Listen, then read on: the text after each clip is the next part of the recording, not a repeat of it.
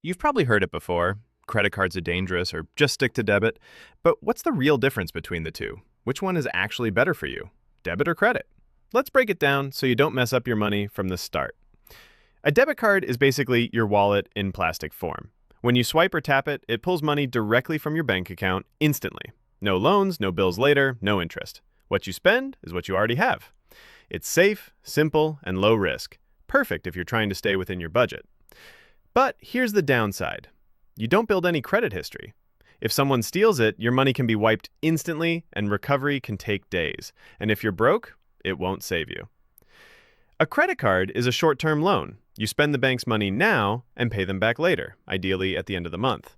If you do that right, you build your credit score, which is crucial if you ever want to get a loan, rent a house, or even get some jobs. And there's more. Credit cards come with rewards, cashback, travel perks, and stronger fraud protection. Some even cover your purchases or extend warranties. But, and this is where most people get burned, if you miss payments or carry a balance, interest piles up fast. You can end up in debt without even realizing it.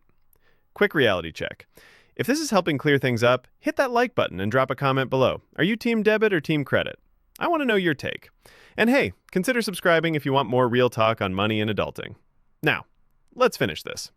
So here's the truth. Neither is better. It depends on your habits and goals. If you're new to money management, scared of debt, or just want to keep things simple, start with debit. If you're financially disciplined and want to build a credit score for the future, consider credit, but use it responsibly. The smartest approach? Use both, strategically. Pay for essentials with your credit card to build your score, but pay it off in full every month. Use debit for everyday spending and avoid overreaching. Never use credit to buy what you can't afford. That's how the trap starts. Bottom line, it's not debit versus credit. It's about knowing how and when to use them. The card isn't the problem, misuse is. Master that, and you're already ahead of most people.